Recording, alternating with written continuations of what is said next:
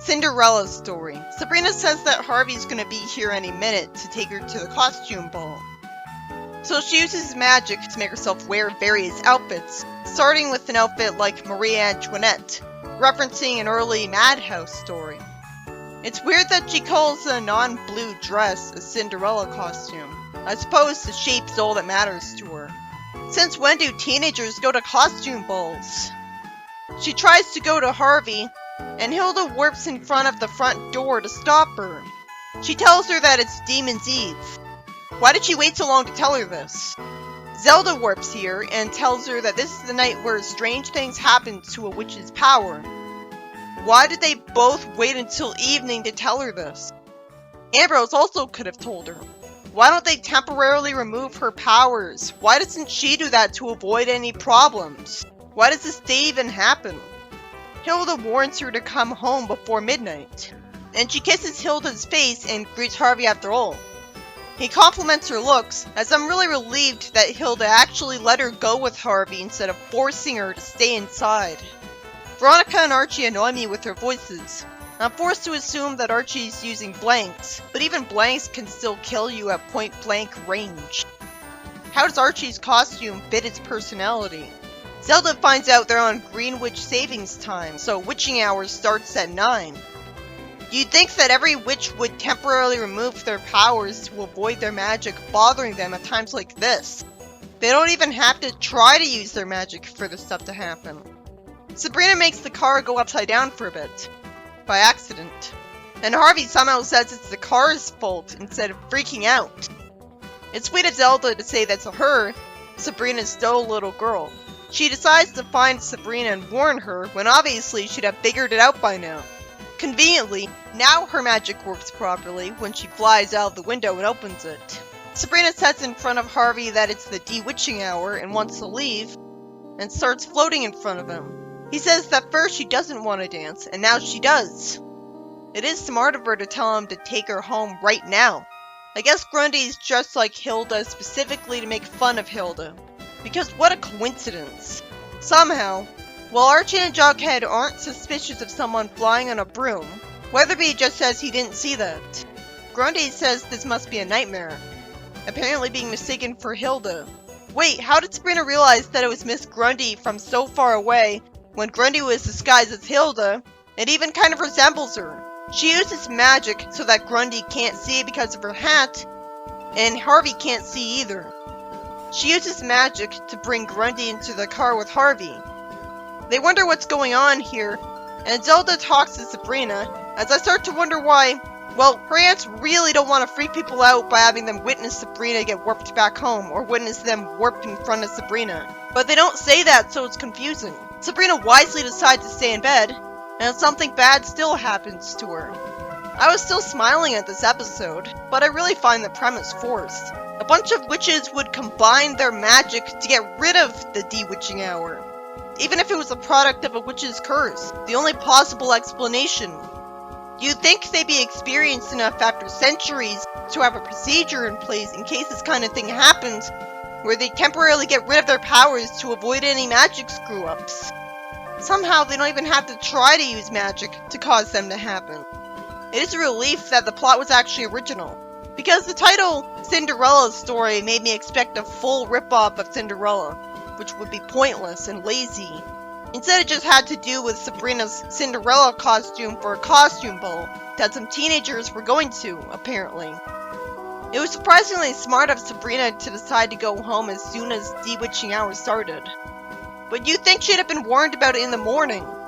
Since Hilda freezes time in the next episode, why didn't she just do that to get to Sabrina before anything else could happen with her magic against her will?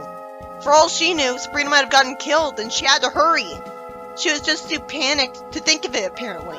You'd think that since witches can erase memories and use magic around mortals all the time, her aunts would have just warped Sabrina home and let the witnesses dismiss what they saw as a hallucination as usual. If everyone was frozen in time, then they'd have all the time in the world to cast a spell on them so that they wouldn't question why Sabrina isn't there anymore. What the heck is going on? Jughead tells Sabrina that Ethel's convinced that he's running around with another woman and constantly hounding him with accusations. Then the jukebox has Ethel tell Jughead to confess. Who is the other woman? I won't give up till I find out. Jughead isn't clarifying that Ethel isn't his girlfriend. She usually isn't, so this is confusing. He says that a fortune teller told Ethel that he was seeing somebody else, and he arbitrarily calls the fortune teller a witch, and says that both fortune tellers and witches are phonies.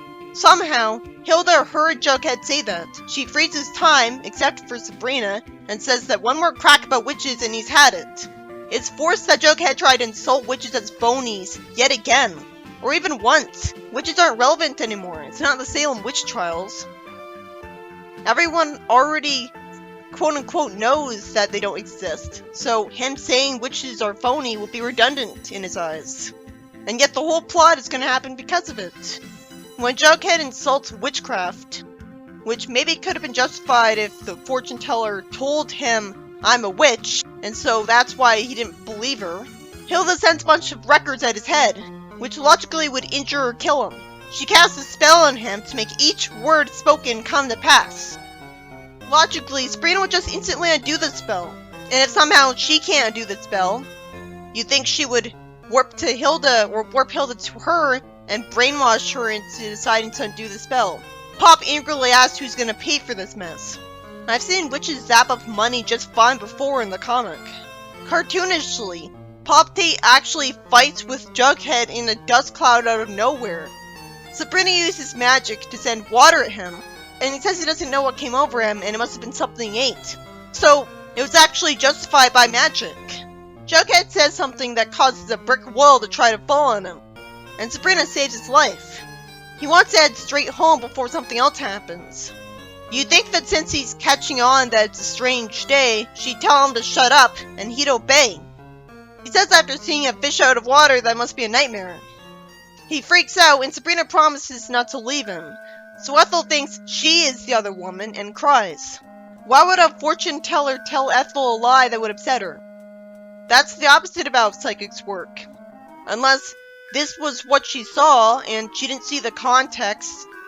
Even if she thought it was true, she wouldn't tell Ethel that.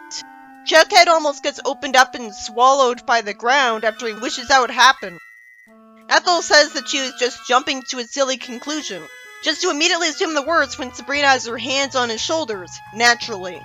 Jughead is smart enough to figure out that everything he's saying is happening to him. She tells him not to speak, and begs Hilda to talk to her. Hilda must be keeping her spell on Sabrina that would let her hear whatever is happening around her, so that she can stop her good deeds with magic, with extra powerful magic, so that no one could undo it. But the problem is, she doesn't stop all of her good deeds.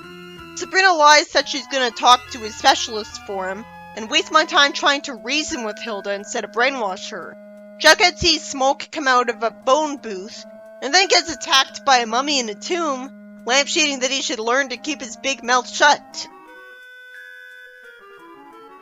Ethel then says that she was just being insanely jealous again and jumping to the wrong conclusions, really conveniently deciding that she was wrong out of nowhere, and plans to beg Jughead's forgiveness. When she sees another suspicious happening, she abusively hits Jughead and calls him out. Why does she have to be written like this? Why does she have to have a silly, deep, dumb person voice? I never imagined her like this.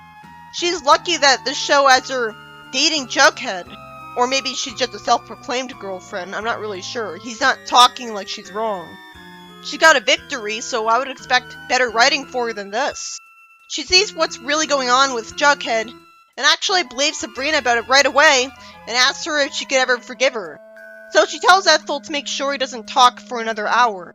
He gets given a burger and still doesn't stay quiet, saying that now he knows this is a nightmare because she's holding his hand, rather than getting offended somehow. Ethel says that she should have known that the fortune teller was a lot of hot air, but when Hilda tries to punish Ethel for this, we don't even get to see it, so the slapstick isn't funny. And so we don't really feel like she's being punished for hitting Jughead. You'd think that since witches are supposed to not be believed in, they wouldn't take personal offense to it. They'd just be relieved because it means they can keep getting away with using magic in front of mortals. But it's realistic that Hilda would get mad at it, I suppose, because she's a sensitive hothead. She knows they're real, and Jughead was acting like Sabrina was an idiot for believing witchcraft. So he was insulting her niece, and all witches. But still, since when does she act like this towards people who don't believe in witches? This plot had an arbitrary premise. Having Hilda decide to butt in on Sabrina's life because she was listening in on her conversation. I'm so glad that only happens in the show. She casts a spell on Jughead to make anything he says come true. Logically, Sabrina would have instantly undone the spell, but then Hilda would have cast it again. But then Sabrina would undo it again. I guess Sabrina is the more weak-willed one. So the plot would be logical if they just kept doing that, and then she gave up and let Hilda win. But even then, she would just brainwash her into changing her mind. It was generous of Hilda to have the spell on Jughead only last for 1 hour. If she was that petty and spiteful, you'd think it'd be forever. I feel like the plots of the episodes are way more likely to be arbitrary and forced than the plots of the comics. Having plot holes the comics would never have. I also don't like that Ethel keeps being mean to Jughead because she thought he was with another woman. Even though she's probably not his girlfriend if he doesn't like holding her hand. And she even hits him. She's already a character who suffers enough because she's drawn as ugly and has a bad voice and bad luck with men. But now she's portrayed like this on top of that. I feel bad for her because she's not being allowed to be a sympathetic character. But of course, if she was too sympathetic, then it'd be even more frustrating that she's not being given a chance by Jughead.